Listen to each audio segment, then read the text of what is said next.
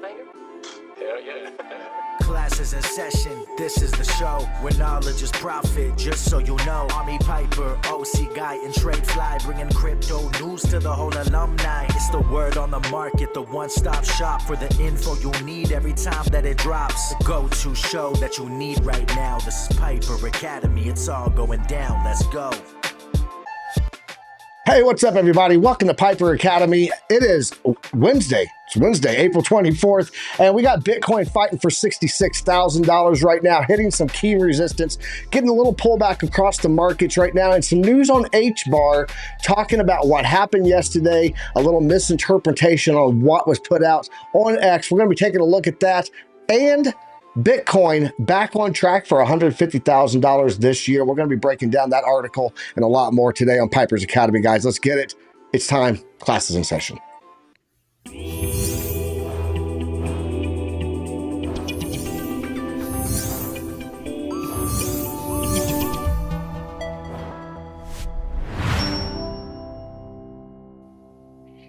Hey, good morning, everybody, and welcome to Piper Academy. How's everybody out there doing today? I hope you guys are enjoying everything going on. Let me get a little adjustment here on the camera. We do have a show lined up for you today, and we've got our co-hosts that are always here with us, bringing you guys all this knowledge, all this alpha every day. Let's go ahead and bring them on stage here, guys. It is OC Guy and TradeFly. Had a little camera reset there. Not sure what happened with that. I was messing with OCs. I think I may have adjusted mine too. It's all right though. What's up, TradeFly? How you doing today, man? I'm good, man. I'm good. Got my few hours of sleep, status quo there. And yeah, we're all having a little bit of technical issues this morning, but we're going to work through it. And just looking forward to mixing it up with you guys in the chat. And let's get this party started, man. Let's do it. It's my Friday. It's your Friday? Yeah, I have Thursday, Friday off, so it's my nice. Friday. Very nice. Very nice. OC, how's it going, man? How you doing today, brother? Doing fantastic with a ton of things to do because we had some new releases on Monday, and throughout Monday it was how to set up the indicators. Today, yesterday was Q&A, and today we have TA Talk. But other than that, pretty good, pretty excited. I mean, I love the class. I love to interact with you guys, and I love the Piper Academy. But yeah, feeling good and pumped. Awesome. Well, let's get into the news. We're going to talk about these articles. We had stuff yesterday that came out on HBAR, sent HBAR on a massive pump yesterday. And now we've had quite the pullback on it, but we're seeing a little bit of pullback across a lot of things right now, except for NVIDIA. We're going to be looking at that. And we had some key economic data. So let's get into all that news and data and then get into some TA today. Guys, taking a look here. Wow, my cameras are just messed up across the board. Let me fix that too. There we go. Look at that. Guys, Fear and Greed Index today sitting at 72 right now. That is what we're sitting at there, sitting in greed. Nothing major going on there. Let's check out the crypto bubbles, though. Looking at the daily, you can see HBAR still up 44.2%. But if we go here to the hourly, you can see down 4% in the past hour, getting a nice little pullback there. The daily was pretty much green. We had green daily, green weekly, and then everything on the only thing red was monthly. And then this morning, as we were prepping for the show, things started to pull back in reverse on us. Now we're looking at like, on the daily, bonks up 28.5%. We got HBAR up 44.2, WIF up 16.4, algo. But overall, if you look here on the market cap daily, Bitcoin is red, ETH is green. So let's jump down here and take a look at what we're seeing on the market cap here. Bitcoin down for the daily 0.8%. We'll put it. Ethereum up that 1.7 like we just showed you. Solana still up a little bit on the daily, but for the most part, everything is red on the hourly. This pullback happening as we speak. Tron did move up one position. Bitcoin Cash dropping down one position. They're swapping there. Guys, look at this. HBAR, Hedera up 14 spots on the market cap, moving up to number 24. So along with that, First Digital USD moved up 3 positions there. And then we've had quite a few that fell. Stacks dropped 3 positions overnight. We've had Ethereum Classic drop 2, Mantle dropping 2. A lot of shuffling going on right now in the market. Dog with Hat up a whopping 8 spots there on that market cap too. So let's jump over to liquidation, see what we're gleaning from this. How much volatility? Quite a bit, guys. In the past 24 hours, 59,000, almost 59,100 traders liquidated there.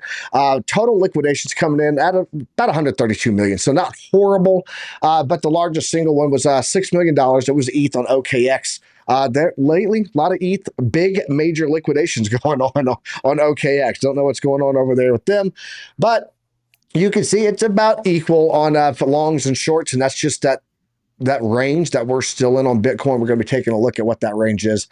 Yesterday, guys, I want to bring up what happened yesterday before I talk about today's news for economic data. But if we take a look here yesterday, we had this new home sales, and I want to show you guys the month over month. So in comparison to the previous month, new home sales jumped up 8.8%. It was previously at negative 5.1. So in previous month, last month, it had a negative 5.1. It went backwards 5.1% less than the month before that. Now we're back up 8.8% from last month. We were only projected to be at 2.7%. So those new home sales absolutely rocking right now. The demand for homes is not decreasing at all. And then let's get into the recent, and this is going to show us what happened today. We had durable goods. There's the durable goods orders month over month. Guys, it was supposed to be 2.5 on consensus, 2.2 on forecast, came in at 2.6%. What does that mean? That means a lot of people are ordering things. Biggest ones that was on this: cars, airplanes, civilian type, not military. And I can't remember what the other ones, they were all in transport. The 3 biggest orders in the durable goods market was for transportation. So a lot of people, a lot of companies ordering planes and cars, planes, trains, and automobiles, if you will. So transportation was the big one, but there were some other ones in there too. Let's jump over here. We can look real fast. Yeah, it was transportation equipment up 7.7% versus 1.8% in February.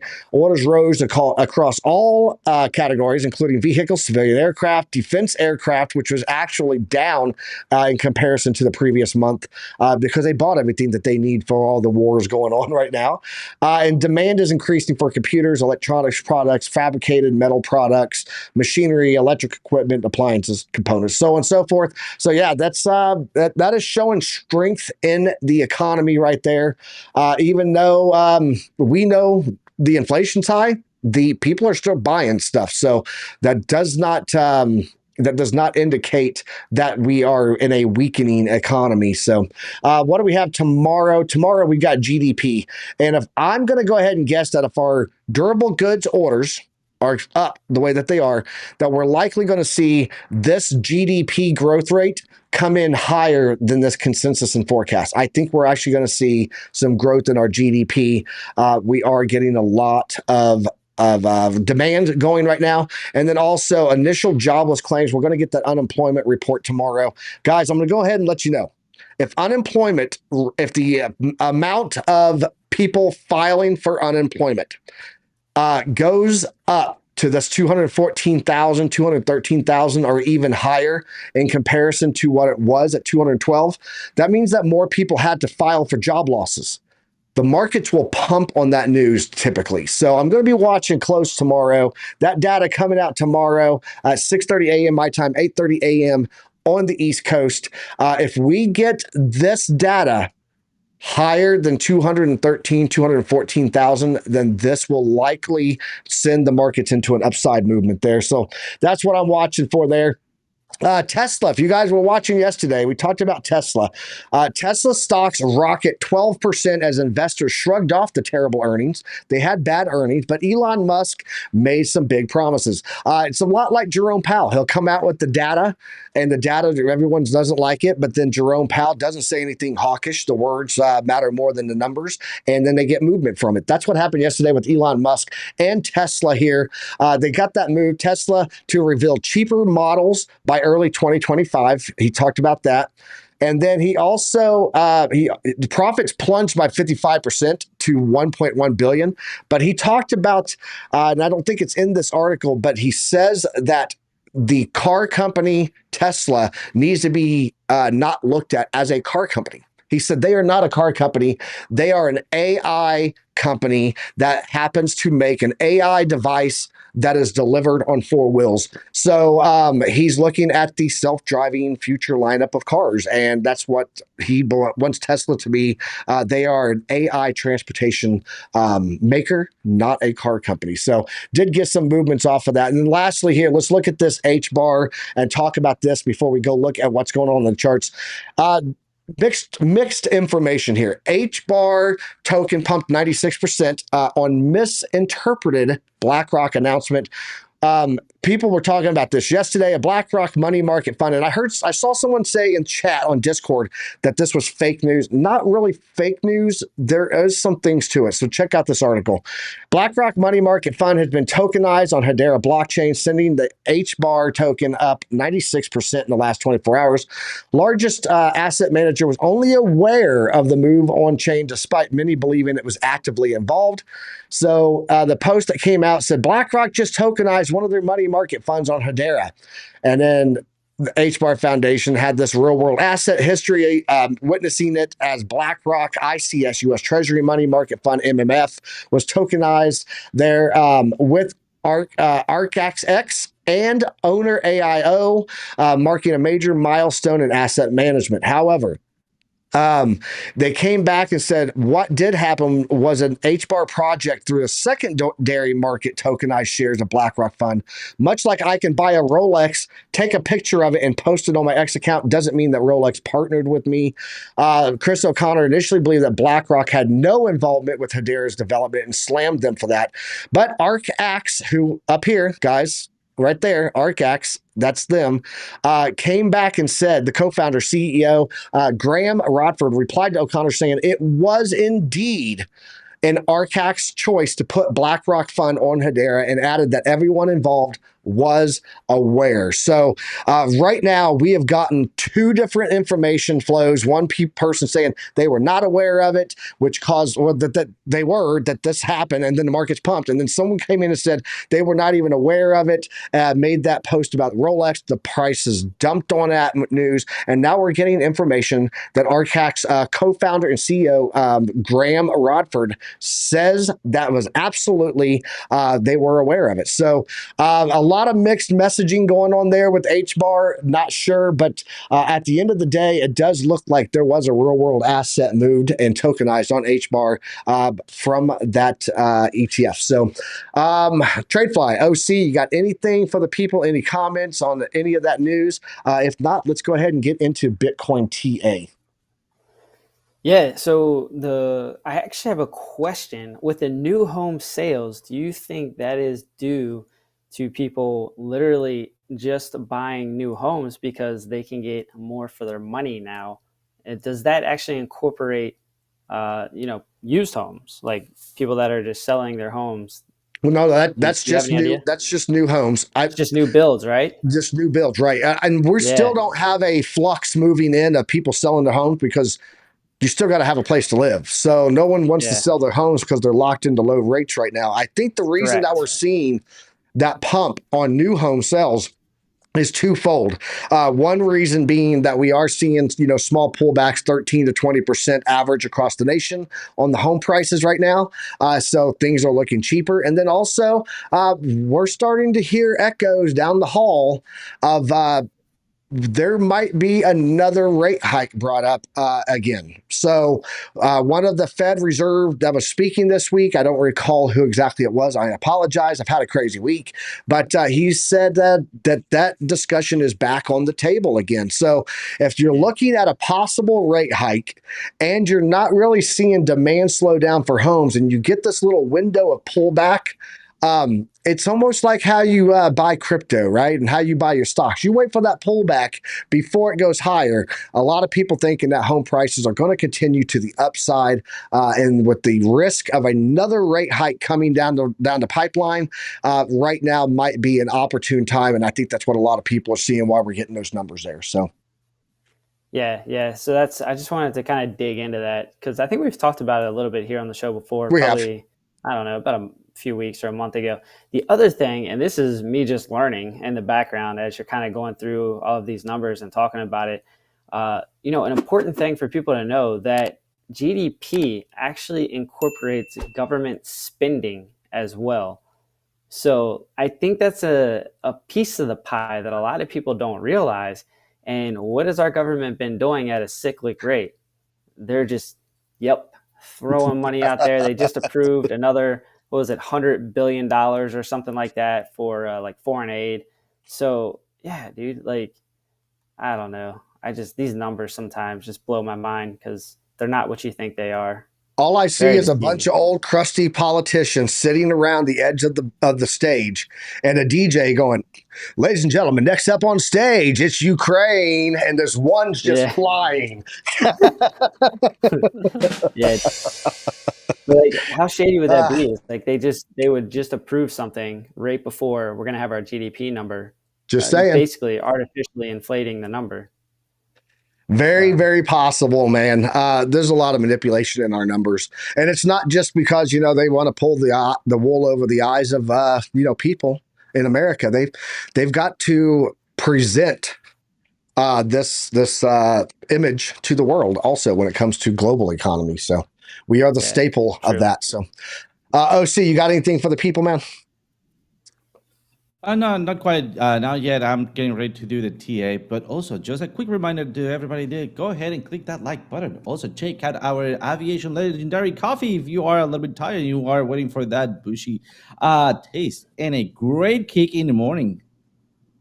And shout out to Crypto Archie in the chat right now, man. Much love to you, bro. Hope that you did not have to use any swimming lessons out there in Dubai with that crazy flooding going on. And hope everything's good with you, bro. Thanks for joining us today. Let's jump over into Bitcoin. Let's take a look at what's going on there. And TradeFly, you get that heat map ready, man. Taking a look here, guys, on Bitcoin. Let's go ahead and load in this fixed range volume profile. There we go. And then let's isolate off this top chart and just take a look at what we've got going on here. Because right now, you guys can see, we talked about this yesterday on the show, that we were above and getting support on this dynamic reactor, but we were rejecting off of this point of control, that fixed range volume profile coming in right there on that node. That is where we're getting that point of control at.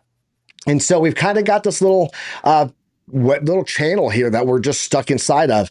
We do have, and let's go ahead and bring this onto screen so that you can see it in detail. We do have this channel that we are trading in. We were watching, got the nice bounce there on that channel because we already had it up.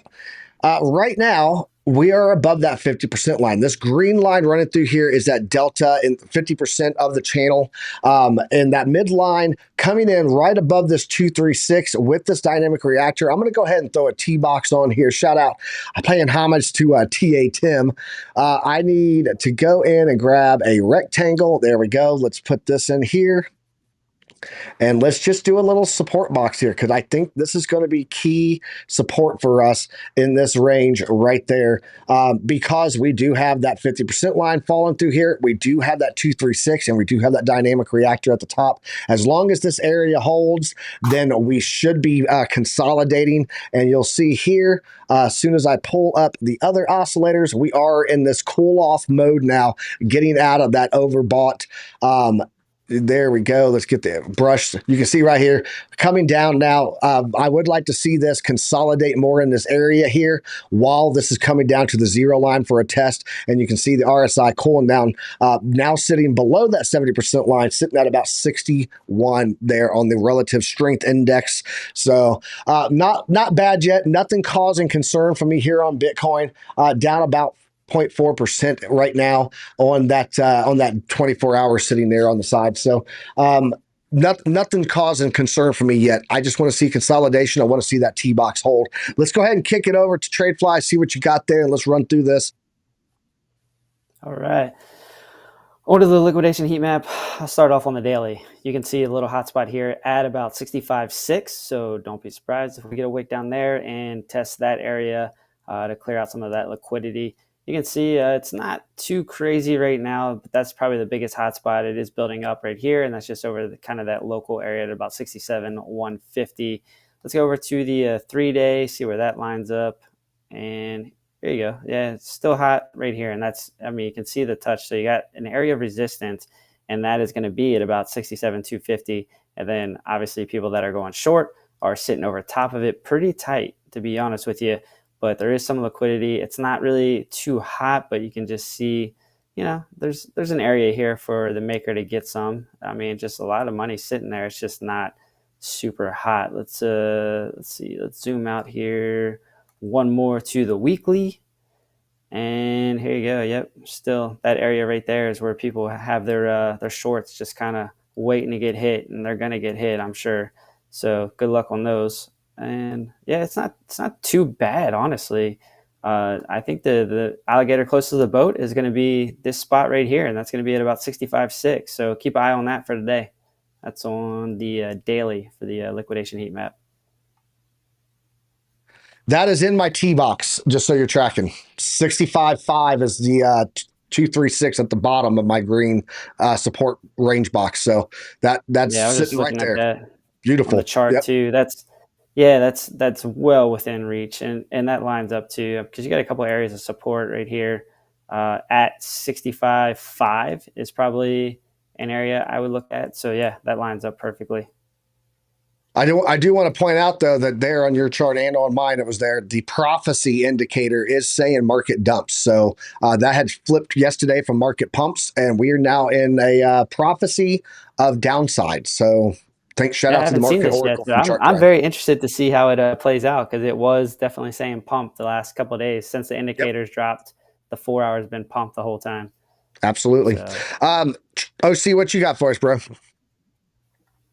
Let's take a look at here. It's just basically looking at Bitcoin. We got Mexican spaghetti. I love it. Absolutely. So just, in fact, this is the clean version. This is the eat up version. So all right, be aware of this. Let me just let's get started here, and then I just push it down your throat, my Mexican spaghetti. So something really interesting, it is that look at the market dumping prophecy, right? So this is a little bit concerning for me. Remember, this is not telling you that from the candle that we are in at right now, we're going to be just dumping. No, this is telling you the microstructure, 4 hours, 6 hours, 12-hour daily. Over time, we will see a change or a reversal scenario, right? So far, remember that yesterday we were talking about the prime score being neutral. So basically the prime score is talking about the main structure on the previous or in the current area that we are in, especially on the 4 hours. And then consolidation score was talking about the tiny latest part of this, right? So this consolidation is about to break. And then was the structure, we have prime score of 5, which is neutral, which means oscillating, right? So, and also you can see market pumps. So a drop all the way down to 60K or 61K, that could be very meaningful. And there we go, be careful. There's my spaghetti. And if you take a look at here, I was also expecting that little movement to the upside, to the top of the channel, because we had a ton of resistance at the top. I still believe that we could be reaching a little bit higher here before rolling back down, but be aware that if we break the center of the channel, we most likely are going to visit my first area at 64K, and then the possible next area at 61,861K. So be careful, because also it will be defined if we break by the breakthrough the zero line on the oscillator. Just be aware, guys.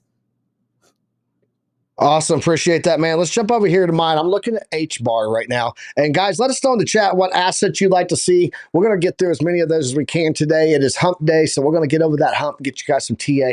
Let us know in the chat what you'd like to see on the charts, and we'll get them up for you. ZTS standing by to get that list together. So we do have this news here. This is the news that came in yesterday, 6 in the morning. Police at my door. A little shout out to Ice T. If you guys don't know, or if you know, you know. Look at here, 6 in the morning here, we had this move up to the upside. We wicked up, and then we had a 15% pullback here, according to TradingView. Let's go ahead and do a measured move on that just to see where we're at currently. It's 28% pullback there, actually, with a 33% max pullback from wick to wick. One thing that I'm watching here that I want to point out, if we take this fib retracement off, because we're back in the old fib retracement. You can see right now we're retesting that zero line from the previous high back here, multiple touches on that. If we go ahead and throw on a local fib from the bottom here to the top, you take a look. We just had a bounce here on the golden pocket. Then we rejected off of the 50 and are now pulling back down to the golden pocket. Some key levels here to watch, that 12-cent range. And then, of course, if we lose that, we're looking about the 10-cent average range coming right here in the middle of the platinum pocket. We did get that ribbon twist. We are getting a push down on the ribbon here, and we are getting continuation of larger candles on that RSI, all pointing down that we do have what we're calling right here market dump on the oracle, so on the prophecy indicators. So looking like we do have some downside potential continuation here. I would be watching for that 9.8 to 10.8 cents there on HBAR. After the end of the day, we did get that news, guys, that did say that they were aware of this being on the real world asset tokenization from that CEO. So once that information starts to catch up with the FUD that was put out from Connor, then we will likely see a continuation or at least a consolidation on HBAR. I would not be too worried about selling right now. Me personally, I would be looking at these levels to add to my position. So let's go ahead and kick it over to TradeFly, see what you got there, bro. Right on. Yeah, I got a Litecoin up. So just started looking at it. So you guys have to bear with me. I'm kind of doing it on the fly. Get it? So 4-hour chart right now. So it looks like there was a little rising triangle here. It broke out, hit the smart target. All right. Let's see. So it looks like right now it's pushing up, but the problem is we have some resistance here, and you have the money flow point of control. Let's go ahead and do a fixed range volume profile as well. Let's look at that. So let's pull that up, and let's go from where it broke. Yeah, that's still kind of tough here. So just so you guys know, when I do a fixed range volume profile, I'd like to do where it breaks out and then where I see kind of the start of a new range. Unfortunately, I'm gonna have to go from about right here. Let's just go there to there and see how that lines up. So yeah, that kind of makes sense. You got the point of control right here. It looks like it's flirting with that right now. It actually looks like it just got on the top side of that, and now it's kind of finding some resistance here on the dynamic reactor as well. So you got the dynamic reactor as well as the 100 SMA on the 4-hour. So yeah, it's really messing with some resistance here.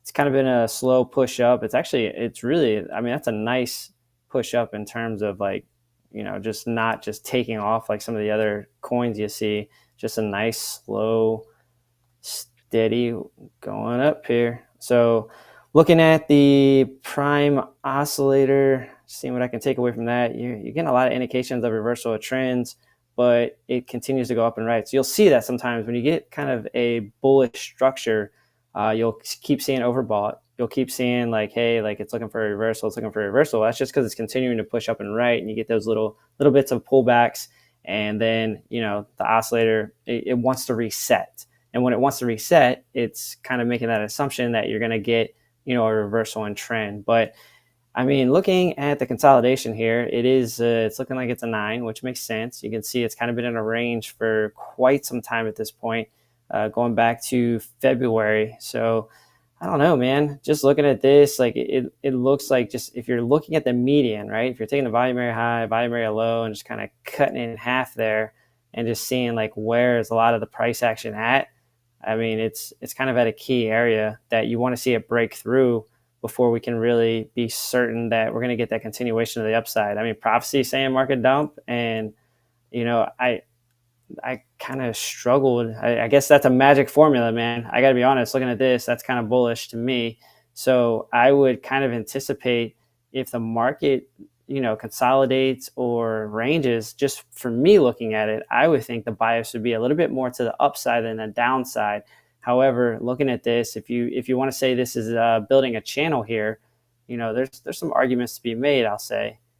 I would say if you're getting in this channel like this, a lot of times you're going to see the bias for it to break out to the downside. So this one's kind of a mixed bag, I'll be honest with you, but I think this range is pretty safe to stay in. So what I would do personally right now, just looking at this, because we're dealing with all of this, resistance and this junk right here in the middle, never really a good area to go long in my eyes. Okay. I would like to find it on the top or the bottom side of the range before I would look for an entry. So you got a clear area right here. You can see where there's resistance and a lot of support right here where the volume area high is. So if we continue to push up, that's the area I would look for a rejection, some kind of a little bit of a pullback at about 97. And then if it breaks out of this channel, then I can very much see it coming down to volume area low. And that's pretty clear, right? You can see it didn't close under it, but you got support here, support here. I could definitely see it pulling back at some point to here. So that's kind of, again, like how I like to play the game, right? Because I like to swing trade. I don't always like to do the intraday scalping kind of thing. I wait, I let it come to me. So that's kind of my key areas I would look at personally is right there at about 97. All right, you can look for the setup for a potential little short there in that area. And then if you're trying to add to your bags or looking for a long position, this is where I would start looking for it. So for me personally, 76 is probably an area I would look at setting an alert just to see like, hey, do we get another touch here? And where is the prime oscillator at that point? Because if we see something like this, where the oscillator comes down like this, but then goes like that, again, this is something I always talk to you guys. I like seeing this. So if we have something where price is touching an area over and over again, you're looking at the oscillator, you see that going up, but then also this trend would also be up and right. All right. So that would make me feel a little bit more comfortable about getting into a long entry. So you got a kind of like similar thing here where you're messing with this, all right, but you can see you're printing all these little green lines right here. That's basically saying there's divergence. Price going down, oscillator is going up. So I kind of look for that as well. It won't always print, green lines all the way across here, but you see the overall trend would be up and right of that oscillator. So super long-winded there.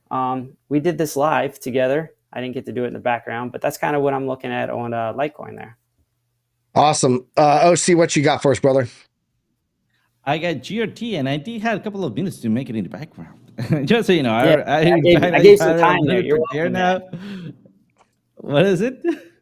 I said I gave you some time. You're welcome. Oh, yeah, absolutely. I do appreciate it. Thank you, brother. So let's take a look at what I was looking before here. I was looking at potential breakout on a bull flag here. The bull flag got overextended because my breakout estimation was right here. So it did not play out there. We overextended on that bull flag. We make a double bottom here, breakout, retest, and almost off we go. We had a double A divergence, a lower high, right, a big second reversal, and finally a breakthrough the zero line. So remember how important the breakthrough zero line is, and look at exactly when it happened. I'm taking advantage of the previous or the past analysis, guys, so we can learn from what our analysis is and the outcome was. So, and also the points to pay attention to. So as you can see, the breakthrough was right here, and then we range a little bit, and finally we break through. So as you can see how important that breakthrough is, right? So the same thing goes in this area right here. So the breakthrough is very important, and we see it ranging up. So at this point, let me do a couple of stuff. The first thing is to extend my trend line in here, and you see that this trend line has been respected over and over. Just this maybe wicks in here, but other than that, it's been very fantastically just respecting it until this area, which led us to understand that we have now a broken pattern, right? I mean, we have lower or higher lows, right, and higher highs. So there's two takes in here. If I do take this one out, I could maybe be looking at the weeks. If I take a look at the weeks, I still have some momentum or some space to bring back to my trend line. But the important part is that I am right against the court on the ribbon right now, because look at my ribbon, it's against the zero line. Remember last time what happened when we crossed below the zero line? Like here, look at that, it jumped. Remember the previous time that we break below the zero line in here, well, we dumped. So we just need to be a little bit careful on this area. Remember, just like everywhere else, the prophecy is dumped. So let's take a look at another perspective and bring back this trend line here very fast. And then I'm going to be grabbing this group. Oh, come on. It needs to be the group. Perfect. And then adding it without the wicks. All right. If we add it without the wicks, we can see that we have two major trend lines. We have this one that is very close to this other one, as you can see, but slightly below, right? So maybe we could be expecting a breakthrough and then this area for pumping back up, right? And also we have a breakout of this area and a rejection from dynamic reactor. So I will be expecting a pullback to this area right down here for an early move on the oscillator, like, let me show you, like this, and maybe generate a bullish divergency here. All right. And then finally pushing a little bit upwards. So let's just bring out very quick couple of support and resistance, and you see that we have most of the lines slightly below. So I might be expecting this little wicking action right here. Somewhere around 23.83 will be a good starting point to look for longs, as we have, or in conjunction at the flip of the ribbon. Be careful out there, because and for shorts all the way up here. But again, be careful out there in this crazy market. Remember that having the Bitcoin having still very fresh, and we are heading bonus tip into Ethereum Classic halving event. So other than that, turning it back to you guys. Awesome. Appreciate it, man. So shout out to Bitcoin Rules. They were asking about do we know anything about Cannon? And if you guys don't know, Cannon is a Bitcoin mining company. They provide mining hardware, and they are one of the earliest companies to do that. They use ASICs, and they've been around since about 2013. So you can actually look for the company CAN. They are publicly traded on NASDAQ. So that's about those machines. And a lot of the companies are still using them out there, the mining companies. So shout out to Bitcoin Rules, and I appreciate you being here. Let's go ahead and jump over and take a look at what I'm watching here. We had a request for CleanSpark. So let's go check out CleanSpark. Speaking of mining companies, looking at CleanSpark right now, guys, we are starting to get a little push here above this platinum pocket on that 887 there. We do have multiple bearish divergences that are printing down here, because as you can see, the ribbon has kind of come down while the price has just absolutely mooned up. We lost the golden pocket. We got back into it, retested, came up, retested the 786. And yesterday I talked about that was really bullish for me. We went straight up from there yesterday to that 887, a little pullback, and now we're trying to fight that a little bit. If I bring this in on the Zoom for you, get rid of the Mexican spaghetti there, you'll see we are sitting slightly above that $21.08 mark on the 887. If we get above this and we're able to find support on a candle close above this, then we're likely going to be heading back up. But be aware, the last time we were in this range here was Wednesday, 27 March, and we were sitting here and we had gone back and we had wiped out the liquidity sitting above, and I'll show you where it's at, this wick here. That is that one-to-one line. So being that we came up, got a rejection directly on it right here, and then came up and went above it, cleaning out that liquidity. It is very possible now that they're going to go back, check and see if there's any liquidity there. And if there is not, likely grab what they can for a support range on that one-to-one, and then give us that bounce from there again. So that's what I'm going to be watching for on CleanSpark. If we look at the daily, though, we do have a little something here on the daily to point out. And that is going to be that, as soon as my oscillator loads, thank you very much, we do have a lot of room to go on the daily oscillator here, guys. We are sitting right now at about the 38% mark. We don't get into that bullish area, that bearish area, until 95. So right now, we still have plenty of room to run up with good looking daily candles here on the relative strength index Heikin-Ashi candles. That can still run up quite a bit. And then we still have quite a bit of of space to run up on the oscillator for the daily. So given all of that information, I do think that we will see this make that move if we find that support and close above the 887. Something I do want to point out, we have closed out this gap now. We have closed out this gap now. These are both CME gaps. We do have a gap sitting below that is still unfilled. That gap all the way down here between 1050 with the high side up to $12.92. We don't necessarily have to close a gap, but if we do lose our ranges and pull back to the golden pocket and lose that again, watch for that gap to get filled.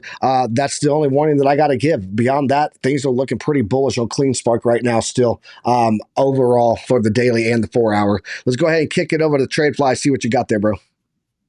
Right on. So I'm just kind of scrolling through things right now. Haven't talked too much about the Dixie, and then Bit2Window was just asking about BTC dominance. So we'll look at those two charts. So the Dixie, all right, we've been talking about this area right here that was kind of an area of resistance. We finally broke through that. You can see it had a pretty strong push up through that area, which means it is a significant area in my eyes, right? But now we've gotten over this little area of support. So it's kind of going back left on the chart and seeing like, all right, I see like a little bit of a bounce there, right? Just a teeny bit. And then you go back left and you look at it and you're like, oh, it's actually pretty clear, right? You had support, you had resistance. I mean, it goes pretty far back. I mean, you can go all the way back to 2022 and see some movement off of that area. So what am I thinking with that? Well, if you look short term, like right here, this is bullish structure, right? It pushes up, pulls back, cools off a little bit, pushes up, cools back, pushes up, right? That's definitely bullish. And I mean, that goes all the way back to December of 23. So there's no denying the time frame there, especially on the daily. So what could I expect with that? I mean, yeah, it's showing overbought, which it pulled back a little bit. But if we're looking at the structure, that's really just a setup for me, in my eyes, for continuation up to this 107 level. You guys know the correlation. That's probably not a great thing for Bitcoin if we see the Dixie continue to push up and right. And that could be further intensified if we get some strong numbers tomorrow, right? So we'll keep an eye on that. But right now, what I am seeing is a bullish structure. Now, I would say the more likely Viceit finding true support here would probably be to actually flip this area of resistance into support. So don't be surprised if you see something where it comes like this, comes down, and then we finally flip this area into support, and then we see that movement up to 107. So not saying it's going to play out that way, but that would be the way I would expect to see it play out, just because we really need to get confirmation this area that was resistance is now support. OC always tells you about the retest. I think that would be very important in this case as well. So coming over to BTC dominance, haven't really done too much on this, but again, same deal. We're on the 4 hour right now, but you're seeing very much a bullish structure going up and right, but it is starting to pull back. But what can you see very clearly right here? You have a range. All right. So if you're into saying that we have support and resistance on BTC dominance, if I'm just looking at it on the chart, then I would say, hey, there is this area right here that was acting as resistance, that there could be an argument that there's a little bit of a range here. Because you go down, you look here, and you look here, and you look here. So I would say there's a range. All right. So coming down, let's go ahead and just make that range for you to see it a little bit more clear, somewhere around right there. And then let's go ahead and click that again. And then we got about right here. So it's kind of a wide range, but it is a range. All right. You also have the moving averages that are flirting with right here, but this is actually the 200. So again, if you're into using these things on BTC dominance, I could say it's up for debate. There is an area right here that would support, right? So it's the bottom part of this support range, but it also is the 200 SMA. So you could find some support, but yeah, I think that's pulling back. But what does that mean to me? I think that was kind of the question that he was asking. And you guys can kind of like jump in here and we could have this conversation as well when you're talking about BTC dominance. But what I would expect to see when you're talking about BTC dominance is basically a flow of capital into some of the alts, right? If it's pulling back, if Bitcoin is not as dominant, then I would expect to see some of that money shift in. So how do you kind of validate that that's what you're actually seeing? Well, when you go over to the charts, right, you start to see things like this. BTC, all right, is actually down 0.5. But then you start scrolling down and you see things like this, where algo is up 14%. And then you find some other ones that are popping.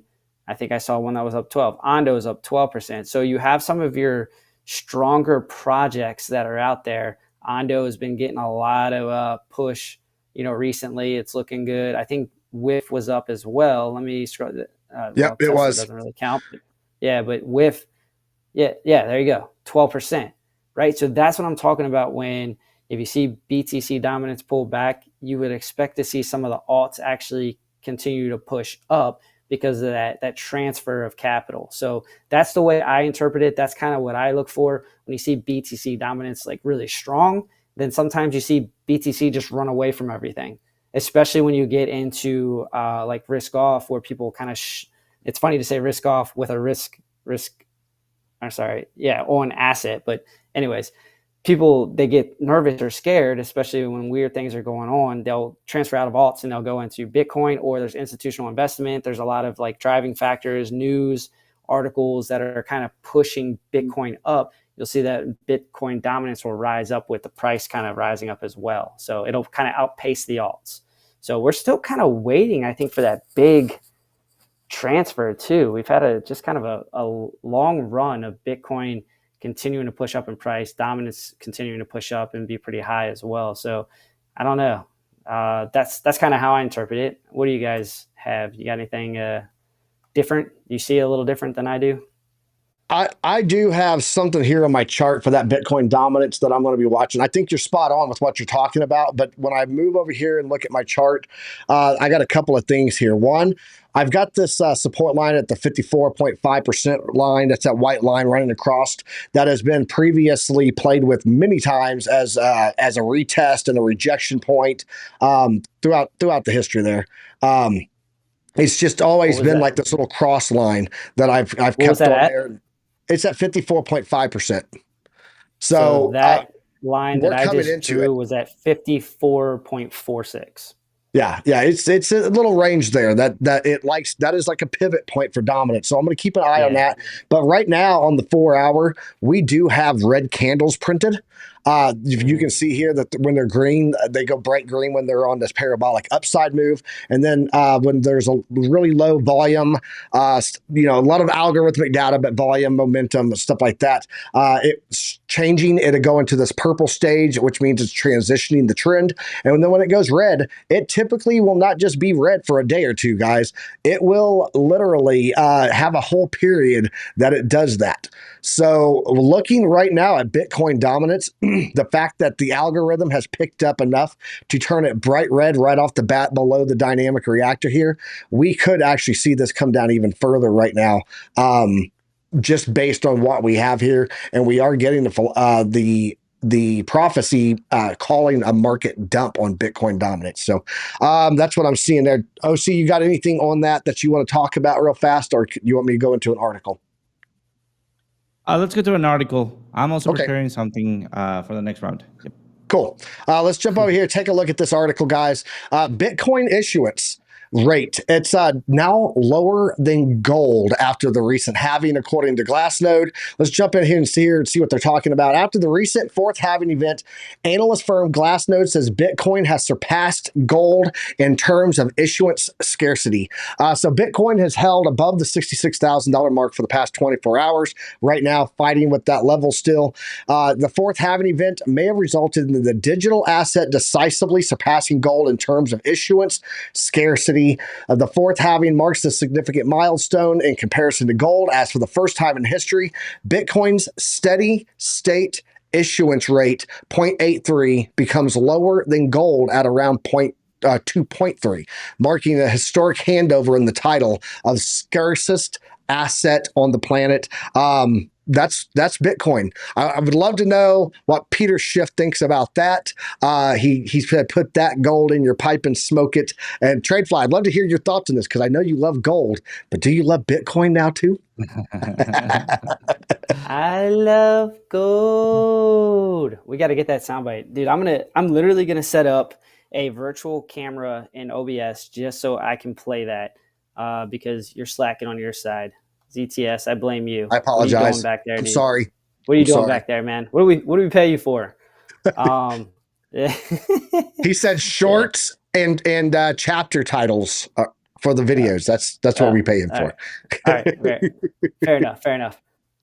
But yeah, come on. I love Bitcoin. I talk about it every day. It's my I thing. know you do. I'm just messing with you. All right, OC, let's kick it over to you. See what you got there, man. Absolutely. Let's take a look at here an AI. So AI on Binance. So it's not looking that bad. I mean, we're still bearish. We need to announce that. We also have the market dumps. Why? Because usually when we have a microstructure playing out on Bitcoin and Ethereum, we will see most of the coins being affected for it. So that's why you see this far reach of the prophecy, extending their tentacles throughout most of the altcoins, because we are on a very special area right now on Bitcoin where we can either bounce back down and do the range that we're expecting, or break up and then do the range that we're expecting, but ranging up. All right. So another thing that I want to talk about is a global industry. And right now we have a couple of new breakouts on investigation and a couple of new charts that have come out. And I want you guys to be prepared, not only on the upcoming events. So maybe we get a new Black Swan event. You may know what I'm talking about. But also if we have the opposite, a Black Swan event or a White Swan event, right? So at this point, I'm looking at AI. Why? Because we have hardware manufacturers and new hardware money allocation for AI, right? We'll take a look at that. But so far on AI, on Binance, we have a very healthy movement to the upside here. We haven't broken any trend lines so far. We're still holding very strong. Even if I go and catch the wicks in here, you'll see that, I mean, we're not against the course. Also, we're bouncing up in here, so which means that I could be having just a little retracement and then going to make or try to make my push through the dynamic reactor. This is looking good, because if I just range for a little bit and then do another movement like that, and let's see what am I talking about, something like this, maybe this movement and this corroboration, or this other movement and this confirmation here, we'll see that further movement with a little bit push that we need to break through the dynamic reactor, go back and retest it, and maybe keep following up. All right. Based on this, let me just give you the what is it leading me to now start looking back at AI. Remember the cycle, I believe AI, it's going to be one of the big winners. And also look at here, based on Statista, where can the most chip be manufactured? Look at China, come on, compared to Taiwan. I mean, right now, South Korea, really? And China, what is the US, right? I mean, the US, it's, I mean, nowhere to be seen here, right? But remember that this is a projection based on the 300 millimeter fabs up to 2026. So this, for me, it is concerning, especially between Taiwan not holding their hegemony and also China getting very, very big. And this is to be expected, because look at China's money allocation based on the chips manufactured. Look at that. And whereas US just basically flatting out. I actually would have thought that in 2018 or 2017, we would have seen that pump on money allocation or expenses, because I believe that there was some 3Ds being talked about it.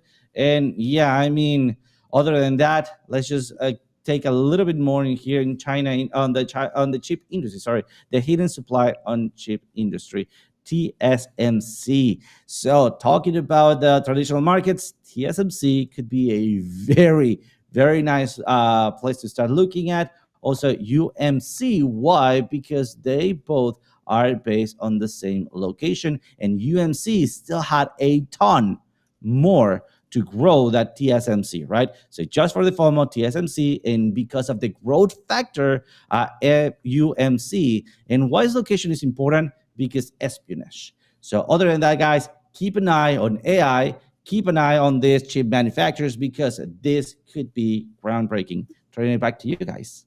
Yeah, we're always late to the party, man. Always. I'm going to bring up one more article here. And then we're gonna answer a question that was asked in the chat by Max. What is his name? Max TradeFly. You got the H. name? Yep. Max H. Max Yes, H. Max H. He asked a question here, so we're going to go over this. We're going to talk about that and wrap it up. Bitcoin on track to hit $150,000 by the year end of 2024 and 200,000 by the end of 2025, according to Standard Charter, in direct opposition to TradeFly. Standard Charter's head of digital asset research estimates that the ETF inflows could spike to between $50 billion and $100 billion, despite widespread caution from analysts predicting a post-halving slump.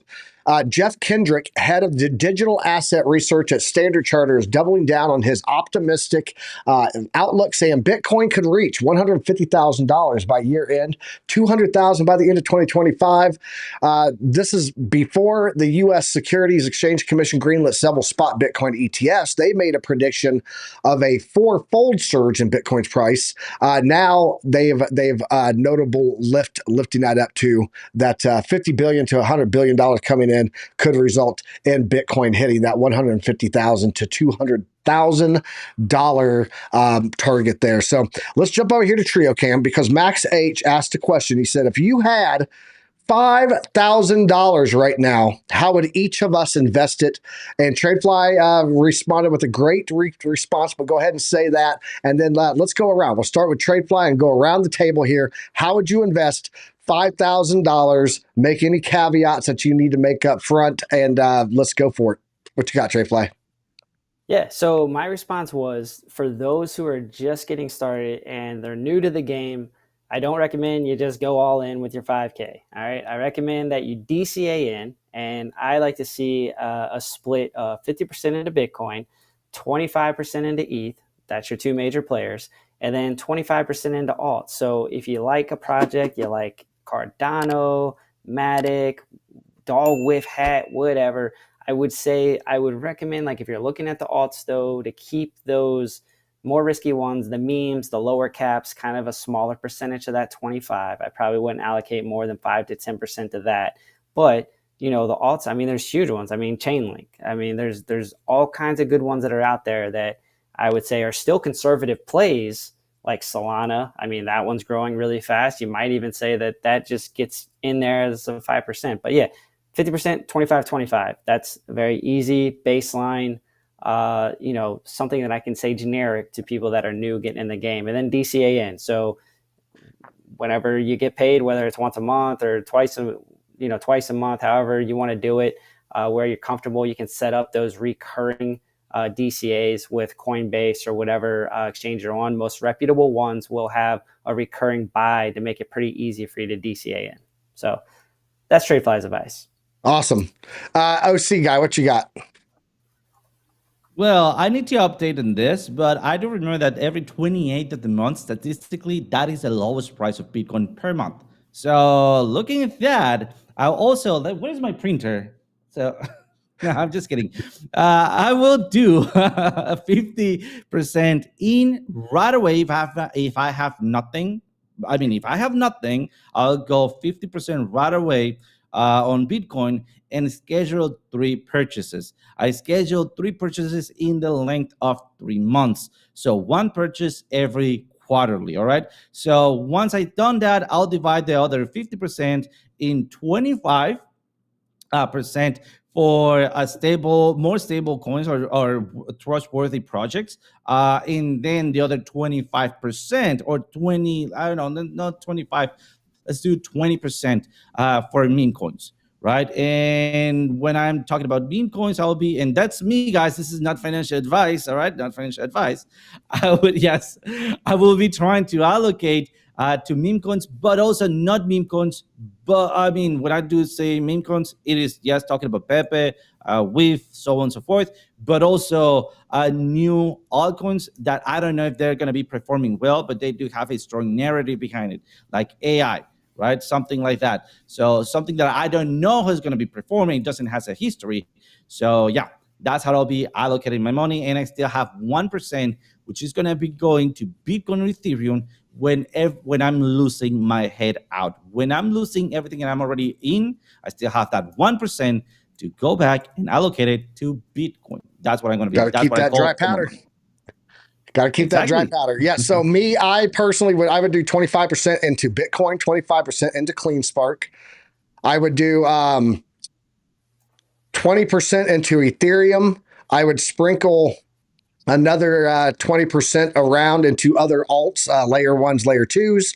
That leaves me with 10% left, 5% into some meme coins and higher risk assets, and 5% dry powder, making 5.25% on my Robinhood account waiting. So that's how I would do that. That way I've got my dry powder making money, the other one sitting there ready to go. And that's what I would do with $5,000. So that's what we've got time for today. That is the end of the show. TradeFly OC, you got anything for anybody on the way out? Besides, this is not financial advice. Yeah, he doesn't have his beanie on today, guys. Sorry, he cannot give you financial advice. So, Nope. Unfortunately, tune in tomorrow. Maybe it'll be a little bit different, and we can give you some real advice to do with your 5,000. But if you allocate about 1,000 of that to fun time, you could come party with me and Piper on a cruise. Just saying. Yeah, in March, March, 4,000, make that March. 1,000 back, and then you break even and have fun at the same time. Yeah, next March. We're going on a cruise. We're going to drop that for our members in the Discord today. We'll drop the details on that. So if anybody wants to go on a cruise next March, me, TradeFly, ZTS Rhythm, and possibly OC Guy may be going on a cruise. We're TradeFly and I definitely are. We're already booked, and ZTS. OC may be joining us. So we'll drop that in the Discord. OC, what you got for the people, man? Well, guys, thank you so much for joining today. And do not forget or remember to click that like button, because I found out something. If you click that like button today, the pew pew will shoot a little bit harder, even if you have a 22 there. So give it a try. Don't believe me. Click that like button, go to the shooting range, and see if that goes faster. Like button pushing makes a 22 into a 22 Magnum, just so you know. Minimum upgrade. All right, guys, let's jump out of here. We appreciate everyone joining us here today on Piper Academy. We'll be back here tomorrow morning looking at that GDP data that's coming out. Guys, don't miss that. 9:30 a.m. Eastern Standard Time right here on Piper Academy. Until then, trade safe. And as always, use a stop loss. I don't know what they keep telling me. Ain't no school like Piper Academy. We'll keep that front line covered, even when we're dead and gone. We'll find a way to keep going, cause we gon' keep on rolling out the wheels flow low. I know you hungry for knowledge, that's profit appetite. Classes in session, this for the Army Piper acolytes. TradeFly, get the soul train ready. What a line from OCI, from a Mexican spaghetti. Yo, crunch crypto with a deep dive to project dime. And if you like the visual powered by Chart Prime, then you were part of that alumni, that's all spine. But if you have step, fall back to offline. We'll keep that front line covered, even when we're dead and gone. We'll find a way to keep going, cause we gon' keep on rolling out the wheels flow low. Sound off. To get with them, the ZTS rhythm. Rip it, Alexandra. Yeah, that's my alumni, you know what I mean?